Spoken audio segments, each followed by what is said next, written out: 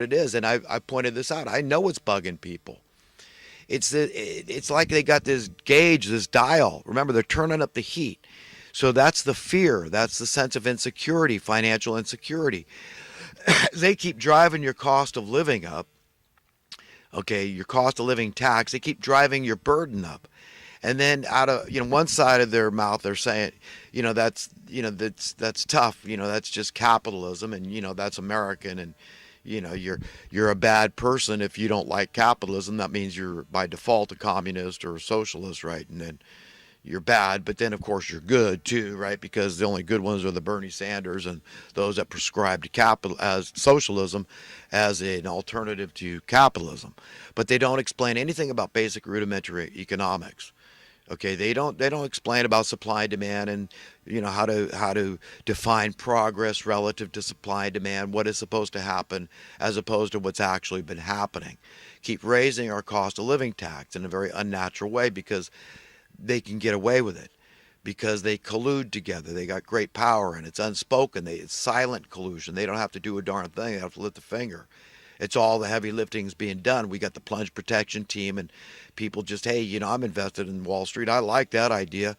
So you mean the market can never go down too far? I'm protected. It's like going into a casino and just saying, hey, well, I know I'm going to win. I can't lose. So of course you'd bet. You'd gamble. Everything you got, you'd lay it on the table and say, I'm just getting richer and richer and richer.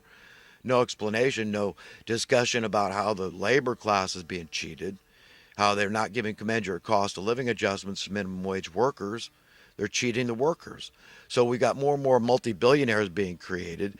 They say Microsoft now has been worth, it reached over $1 trillion recently before it went back to 999 billion or something like that. I mean, it's absurd.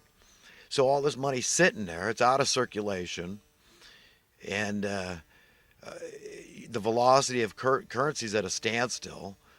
People are living in fear. They keep turning up the fear gauge through financial insecurity and the burden that people feel, the stress that people feel. And the mainstream media is utterly remiss at educating people, empowering people to say, well, here's what you got to do. If you truly want to extricate yourselves from this is how you're going to have to grab the bull by the horns and turn this thing around. And you've got to get very serious, very, very sober minded, and very, very stern with the manufacturers of the misery that are, and remember, this is the kingpins, the masterminds, the grand puppeteers at the top of this pyramid of power, this power of this evil, wicked power in this land. And same thing, the same kind of caliber mentality of people go back thousands of years. It's all in the Bible about these kind of people. They just can't seem to help themselves. It's like bratty little kids that never had any proper parenting, that don't care about their reputation, that they don't care about what their parents think about them. They don't care about getting in trouble because they can always seem to elude and escape punishment or penalties and being held accountable. And they just find one rabbit to pull out of the hat after another. And so these are the kind of people that rule the world to this day. Okay.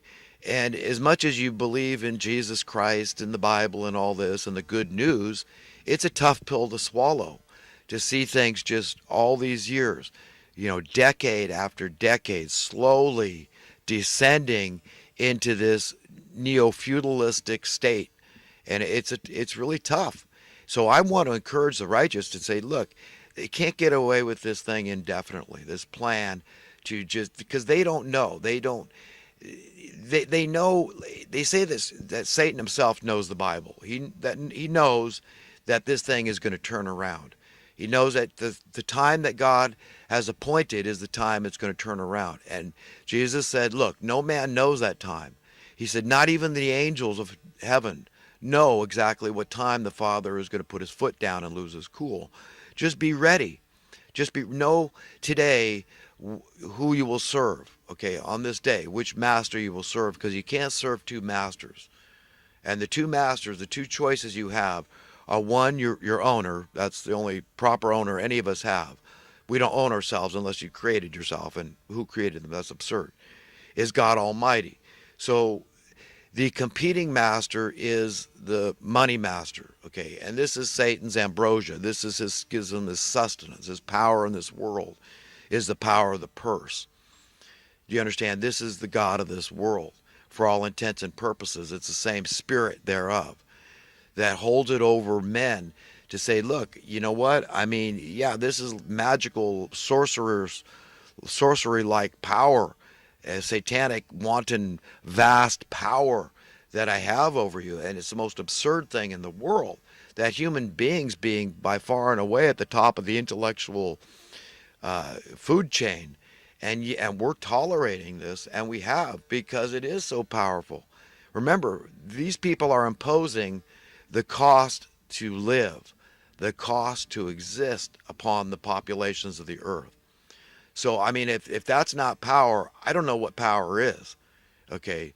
So, this is very important that people basically understand rudimentary, fundamental economic principles so that they can know, they can be empowered. As much as you're lied to, you at least can see through the lies.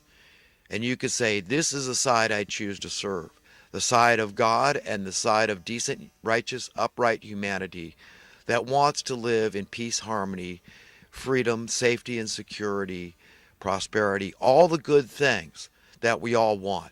The people that are righteous are willing that everybody have those things. Universal prosperity. Okay? They're willing to ask those big questions that you never hear asked, like, hey, whose planet is this anyhow? Who has a right to tell us you don't have a right to be prosperous from birth? And remember, prosperity need have nothing to do with money. Now back to this minimum wage issue for a second. Remember, this is a two-way street, this progress thing. So let's look at that $1 an hour back in 65 that could afford you a middle-class lifestyle. Wife could stay home, take care of the family. You could pay the mortgage on your house and pay all your bills and still have disposable income to take the family out to dinner or to a movie, that sort of thing, on a vacation, save a few bucks. Pretty easy to do. Now, that could be 50 cents an hour now. And you say, well, how in the hell is that progress? Well, like I said, it's a two-way street. Okay? So if you're making progress, you're seeing your cost of living go down. You're seeing it easier and easier to manufacture and produce, supply, all those things we want and need.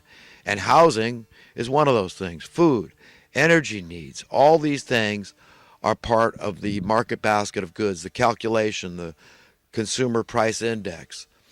Okay, so those things are, the price for those things are in decline. What happened to the VCR would have happened with housing. What happened to the VCR? Well, in the 80s, when the manufacturers couldn't keep up with the demand, so the supply was low, they were able to extract $600. I know a guy that said he paid over $1,000. Okay, and we're going back to the early 80s. People used to rent VCRs. Okay, now they're obsolete virtually. I still use one. I've got a very nice LG. They make a fine product, LG. But I've got a phone that's practically antique, and the thing is at least 10 years old. But I love it. Records video, takes photos. I got a little tiny memory chip in there. I mean, it's unbelievable. I love it. I don't have any use for a new smartphone. I don't like them, to be quite frank. I love my Samsung laptop, my bootleg, what I call a bootleg Apple, But the point is that, not to digress too far here, but the VCR, we're going back to the 90s. Well, you could get them on sale for less than $50 for a decent model with a tuner in there, so it would change channels. You could set it to change channels automatically. It was interfaced with the television. So, even just with rabbit ears and analog TV back then in the 90s, and now, of course, it's been digital for quite some time. But the point is here is that it fell in price, and this was capitalism at work, supply and demand. But it's a non-essential human need. It's a luxury item for the most part, right? So what they did is they targeted an essential human need, housing. And they kept driving up the price, manipulating markets and colluding. That bailout of '08, all these market manipulators, what I call criminals, really, because this was on purpose. And then they stole everybody's houses in these foreclosures. And these people don't value conscience, integrity, honor. They don't have the reverence, the fear of God in their soul. They don't value their souls, apparently. by their behavior. I don't care even if they go to church on Sunday. And hey, look, if you're going to church on Sunday and oppressing the poor and downtrodden on Monday, I mean, what does God think? What's his opinion? My opinion is not important. It's what's his opinion of you. I don't own you. He owns you. So think long and hard about which side of history you're going to stand on when it comes to deriving your opinion about these things. But remember, there's this chain reaction. So they pick on one thing, we can't get away from the housing. You drive the worth of your currency through the floor as your cost of living goes through the roof, the tax. Then you got this cause and effect chain reaction. Everybody's trying to keep, tread water, keep their head above water, stay even Steven, okay? People would like to get ahead, but, at some point it just becomes survival and say, well, I got to at least keep paying the bills I've been paying, so I need more income. So it turns into this whole rat race, cutthroat, dog eat dog, rat race situation, right? So, it's basically the most aggressive out there end up surviving. And they trample the less aggressive, the more passive under the hooves of the more aggressive out there. It turns into a real miserable scene like we've got, okay, where you've got ever increasing poverty. Then they say, oh, well, we're nice guys, so we're going to set up this poverty, this social welfare safety net, throw them a few crumbs because of the problems they created. Then we blame the poor people for needing welfare. Oh, what's wrong with you? Are on drugs? I mean, get with the program here, man. Grow a pair, get strong, pull yourself up by your bootstraps. What are you doing? Alcohol, drugs? I mean, you lazy? I mean, get with it. Get off welfare. You should be ashamed of yourself after they've created the poverty, the kingpins, the masterminds. It's the top politicians in collusion with the money masters out there, the money printing class, with this wanton, vast, satanic power that are doing this to it. They could buy up the world with this power. Hey, all they have, I have a printing press, I have ink, I have paper, and I have the copyright to the money. Money. No intrinsic value at all. It's not like bartering where you've got to trade something of value, either your services or a commodity or combination thereof. No, they just say, no, this is what I got. This is my commodity. It's money. It's pure fiat currency. Everybody takes money. It's money. It's currency. It's dollars, for God's sake. I mean, that's what it is. And I got this vast power, and I could buy up the whole world, all the gold and silver and everything else I want and all the labor. I can own it. I mean, if that's not satanic power, I don't know what satanic power is.